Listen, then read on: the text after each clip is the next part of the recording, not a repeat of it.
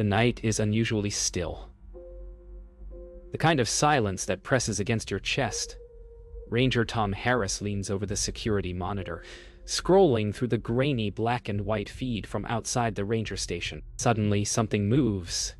A flicker of shadow at the edge of the frame. He leans closer, heart pounding. What the? The shadow freezes, almost as if aware of the camera, its elongated limbs bending in ways nature shouldn't allow. For a heartbeat, the world outside the screen seems to hold its breath. Then it vanishes, leaving only the rustle of wind and a faint echo of footsteps that never touch the ground. Tom's hand shakes as he rewinds the footage, frame by frame, searching for answers. But the question gnaws at him. What if it isn't hunting us, but warning us? And even more chilling, why did every camera in the park fail the moment it left the frame? Something is out there, watching, waiting, and this night is only the beginning. Tom and Lisa review the footage repeatedly, but each playback reveals more questions than answers. Strange interference appears whenever the shadow moves. Static, glitching, screens going black. The forest outside seems alive in a way no ordinary animal could explain. Hikers have reported hearing whispers and footsteps in areas that were completely empty. Tom's rational mind battles his fear. What is this thing? How does it know they are watching? The questions linger as the wind rattles the ranger station, making even the walls feel like they're closing in. By midnight, the forest seems to breathe around the station. Tom and Lisa step outside, flashlights cutting through the fog, snow crunching under their boots. Every shadow twists unnaturally, and the wind carries faint, almost human-like whispers. The snow shows no tracks, yet something passed through moments before. Something heavy, deliberate. The air feels charged, as if the forest itself is watching. Lisa shivers, whispering, "It knows we're here. It's waiting." Tom grips the flashlight tighter, torn between chasing answers and surviving the night. Every instinct screams that the entity is not just in the woods. It's aware, patient, and possibly intelligent. Back inside, they examine the footage frame by frame. The entity seems to vanish and reappear, bending light and shadow as if manipulating reality itself. One frame shows a faint, almost imperceptible outline of its face, eyes locked directly on the camera. The rational part of Tom wants to call it an animal, or a trick of the light, but the evidence contradicts that. Lisa points to the screen, voice tight. This isn't normal. It's studying us." A low creak outside interrupts them. Both freeze, realizing the forest doesn't just hide this presence. It communicates, waits, perhaps even toys with them. Hours pass, yet the creature never reveals itself fully. Tom checks the security feeds one last time before bed, eyes heavy, mind racing. On a single monitor, a shadow lingers just beyond the porch light, unnaturally still. Its gaze seems fixed on him. He blinks and it's gone. Sleep becomes impossible. Every sound, a snapping branch, the creak of the floorboards, feels like the entity moving closer. He realizes that this night is only the beginning, and whatever watches from the forest is learning, waiting, and perhaps deciding what comes next. Fear is no longer just instinct. It is survival. The next morning, Ranger Tom trudges through fresh snow, boots leaving crisp prints behind. The forest is quiet, almost too quiet. He notices something strange. The tracks vanish abruptly at the edge of a frozen creek, as if whatever passed had simply disappeared into thin air. Lisa approaches, eyes scanning the tree line, spotting branches bent in unnatural patterns. "It's marking its path," she whispers, "or warning us." Every instinct screams danger, but curiosity keeps them moving forward. The forest feels alive, almost sentient, shifting subtly with every gust of wind. Tom pulls out his radio, but the signal crackles with static, an invisible boundary of interference. Something out there is interfering, observing, maybe even testing them. At midday, hikers report an eerie encounter. Shadows moving faster than any animal, whispers calling names in the wind. Tom and Lisa find an abandoned backpack still warm. as if left seconds ago. No one is around. Lisa kneels, inspecting the snow. "It knows we're coming," she murmurs. "It's playing with us." Tom feels a chill crawl up his spine, realizing that the forest is no longer just a backdrop. It's a participant, shaping events, controlling perception. Every rustle, every snap of a branch seems deliberate, a coded message they can't yet decipher. Back at the station, Tom reviews the security footage again. The shadow seems to move with intention, pausing at the edge of each camera frame, studying them. Every night, the creature draws closer. Lisa overlays multiple frames, noting a pattern. The entity always avoids detection for a precise number of seconds before vanishing. "It's intelligent," she says, voice tight with disbelief. "Not a beast. Something far older, smarter. It's learning about us." The realization hits like a punch. Whatever lurks in these woods is not random. It is conscious, calculating, and aware of every human step. As night falls again, eerie sounds fill the forest. Low growls, branches snapping without wind, faint whispers of voices just out of reach. Tom and Lisa step outside, flashlights slicing through the darkness. The shadows shift unnaturally around them, growing closer with each heartbeat. They freeze as a massive silhouette appears briefly behind the trees, its head tilting, watching. For a second, it seems almost human, but then its limbs contort impossibly as it vanishes into the fog.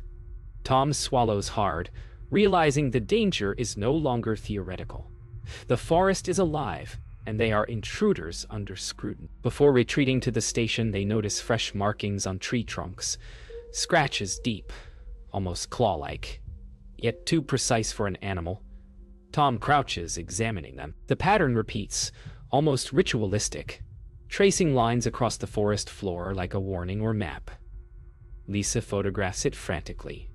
"It's communicating," she whispers, eyes wide. The realization is chilling. The creature is not just hunting, not just lurking. It's leaving messages, challenging their understanding, forcing them into its game. Every heartbeat echoes in the cold forest, reminding them that this is no ordinary threat. By late morning, Dr. Caleb Soren, a cryptid expert in his early 40s, with weathered features and a dusty jacket, arrives at the ranger station. His eyes, sharp and curious, scan the surrounding forest as if reading a hidden language in the trees. He watches the security footage on Tom's monitors, leaning in closer than anyone thought possible. "This isn't an animal," he says quietly, almost reverently. "It's studying, learning. Look at the pauses, the way it avoids detection, the patterns in the snow. Something ancient, something aware of human perception."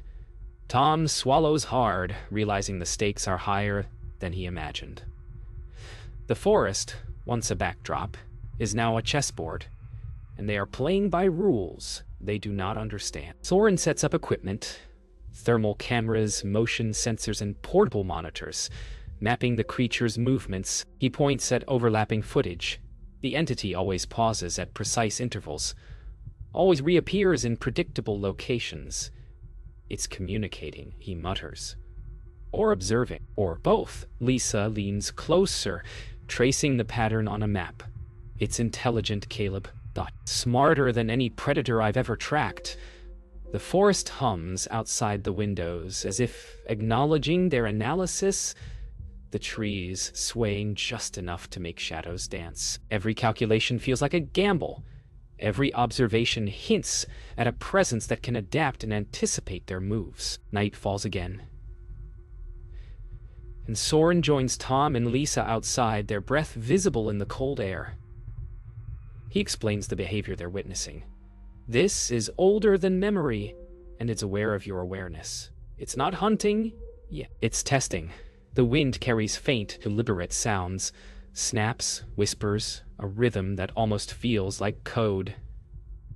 Every rustle in the branches, every shifting shadow is calculated. They realize the creature can predict their moves, manipulate perception, and perhaps even read intent.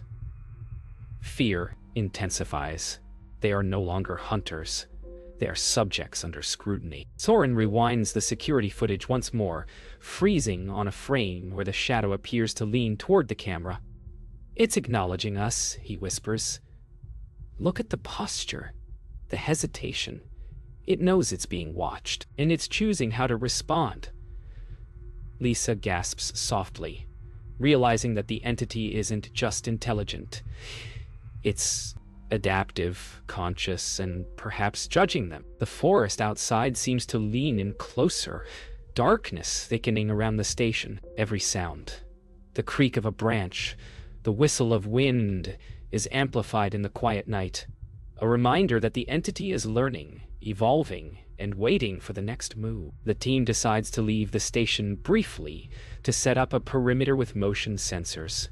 Every step through the snow feels deliberate, measured, as if the forest itself is guiding them. They pause at a cluster of trees, noticing faint, repeating markings etched in the bark. Soren kneels, running gloved fingers over the grooves. This is intelligence, he breathes. It's not just a creature, it's leaving messages. Lisa photographs them frantically. Tom scans the surrounding forest, heart hammering. They are no longer observers. They are participants in a game far older than they can comprehend. And the night is only beginning. Late at night, Tom volunteers to check the perimeter alone.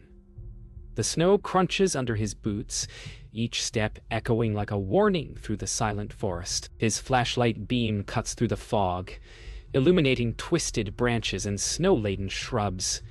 Every instinct screams to turn back, but curiosity and duty push him forward. Suddenly, a figure appears in the corner of his vision, a shadow, tall and impossibly thin, frozen in place. For a heartbeat, Tom swears it locks eyes with him. The beam shakes in his hands. Was it watching him? Waiting? He can feel a pulse of intelligence behind those glowing eyes. And then it's gone, leaving only silence and a creeping dread that chills him to the bone. Tom freezes mid-step, straining his ears. The forest is not silent. There are whispers, subtle rustling, a rhythm that feels deliberate. Something moves behind him faster than thought, brushing the snow without leaving tracks. He spins, flashlight trembling, and catches a glimpse of limbs bending in ways human anatomy forbids. The creature stops, tilting its head, studying him with unsettling curiosity. Tom realizes with a jolt. It is aware of him, aware of his fear, and it is choosing how to respond. His heart races, mind screaming to retreat, but he's paralyzed by the alien intelligence staring back. Tom takes a cautious step backward. The creature mirrors him, moving with a fluidity that defies natural laws. Its eyes seem to pierce his very thoughts. A faint gust of wind carries a sound that is almost a whisper. Leave. Or stay. Tom stumbles on a root, falling to his knees, heart pounding. For a brief, horrifying moment, he feels it's testing him, measuring his reaction, gauging whether he is prey or curiosity. And then, as suddenly as it appeared, it retreats, melting into the fog with a speed that leaves no trace. Tom's breath comes in ragged gasps, and the forest returns to silence. But he knows the creature is still there somewhere, watching. Back at the ranger station, Tom recounts the encounter to Lisa and Soren, voice shaking. The monitors flicker, showing static and faint glimpses of movement in the forest. Lisa leans close to the screens, whispering, "It's learning us, adapting." Soren nods grimly. Whatever this is, it isn't bound by animal instincts. It's calculating, aware, intelligent beyond comprehension. Outside, the wind rattles the windows, carrying an almost deliberate rhythm of whispers. They realize with a cold certainty that the creature is not random. It is strategic, testing their reactions, and it will not be content until it understands them fully. The night deepens. Tom sits alone at the monitor, trying to steady his racing heart. On a screen, the shadow reappears, this time closer, glowing eyes fixed directly on the camera. limbs bent unnaturally. His stomach drops as he realizes it's watching him specifically, aware of the technology, aware of every human movement. Then, inexplicably, the feed cuts to black. Silence fills the room. No sound, no movement, only the knowledge that the creature has chosen when and how to reveal itself. Tom shivers, knowing that the first encounter is only the beginning, and that the forest is far from done with them. The next morning, the ranger station hums with uneasy energy. Electronics are malfunctioning. Radios crackle with static. Monitors flicker and motion sensors trigger false alarms. Tom and Lisa scan the forest through grainy security footage, but every attempt to track the creature fails. Soren mutters, "It's interfering deliberately." Outside, the trees sway unnaturally, casting shifting shadows. Even the wind feels directed, carrying faint, almost human whispers. Every heartbeat in the station echoes like a drumbeat, reminding them that the creature is not only intelligent, it's learning, observing, and manipulating the very world around them. Hikers report strange phenomena. Voices calling their names, fleeting shadows at the edge of vision, and disappearing trails. Tom walks the perimeter again, snow crunching beneath his boots, only to find footprints that appear and vanish abruptly. Lisa overlays the reports on a map, tracing impossible movements. "It's like it's everywhere at once," she says. Soren nods, his face grim. It's bending perception, testing reactions, teaching itself. Every moment feels unpredictable, every shadow potentially deadly. They realize survival now depends as much on understanding the entity's mind as on avoiding its physical presence. At night, the station becomes a cage of tension. Every creak, whistle, or branch snapping sends adrenaline surging. Tom checks monitors. The shadow seems closer, lingering just beyond the camera's edge, watching them through the digital eye. A faint glow pulses in the darkness. A heartbeat they cannot see, but can feel. Lisa whispers, voice shaking, "It's waiting for us to react." Soren nods grimly. "It doesn't hunt randomly. It studies, manipulates, and learns. We're part of its experiment." Outside, the wind carries an almost deliberate rhythm of whispers, echoing inside their minds. Fear is no longer instinct. It's a constant, invasive presence. Tom ventures outside one last time before midnight, determined to understand what they're dealing with.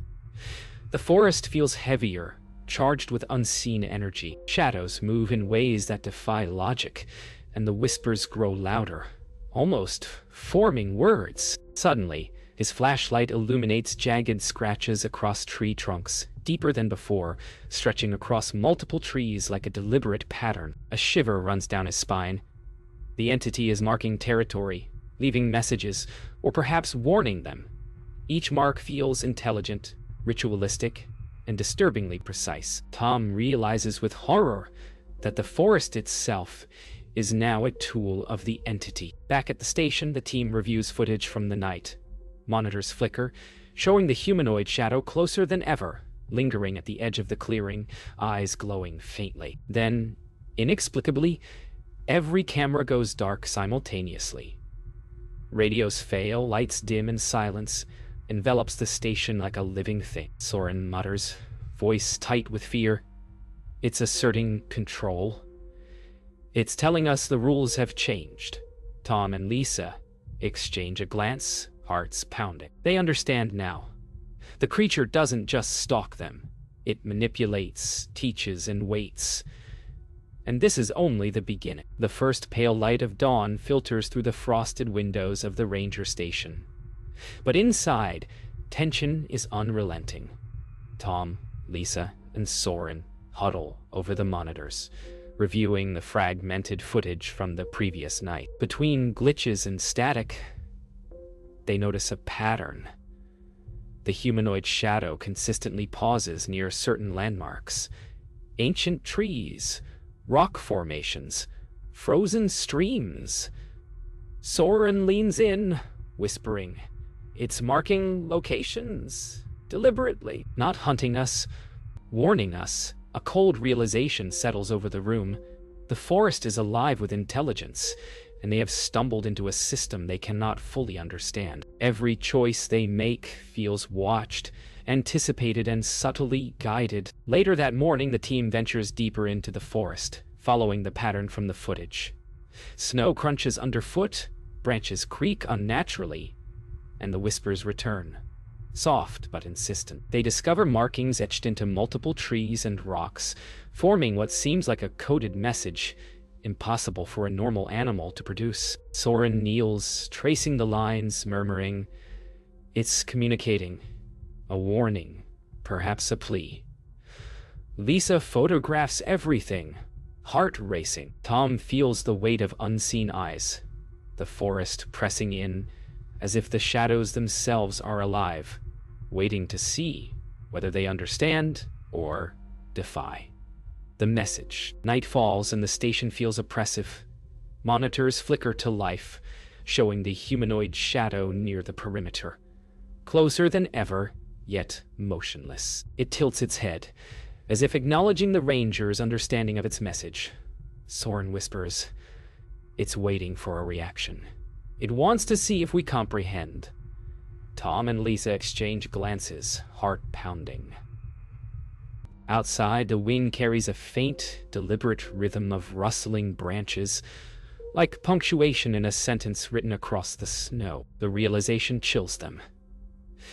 This entity is not merely stalking, it is teaching, guiding, warning, in ways humans barely perceive. In the forest, Tom and Lisa follow a trail of faint, precise markings illuminated by their flashlights. The snow shows no other tracks. Each step reveals patterns, almost ritualistic, forming shapes reminiscent of symbols or coordinates. Lisa murmurs, "It's leading us somewhere," or warning us not to go further. Tom hesitates, adrenaline mixing with fear. Soren studies a map, nodding slowly. Whatever it is, it knows the land better than any human, and is ensuring we do too. If we survive the lesson, the forest hums around them, alive with unseen presence, every shadow a potential messenger of the warning. Our trophy even shy. Returning to the station, the team reviews footage one final time before bed. On a single monitor, the shadow lingers, eyes glowing faintly, standing at the edge of the clearing. Then, the feed cuts abruptly, leaving only silence. Tom feels the weight of the warning settle in his chest. The entity is patient, intelligent, and perhaps benevolent in its own incomprehensible way. It does not attack, they understand that now. But it communicates boundaries, lessons, and consequences. The forest will remain alive, watching, and they will never be alone in it again. The warning has been given, but its meaning is only partially revealed. A riddle with stakes too high to ignore. The forest lies quiet for the first time in days, yet inside the ranger station, tension is unbearable.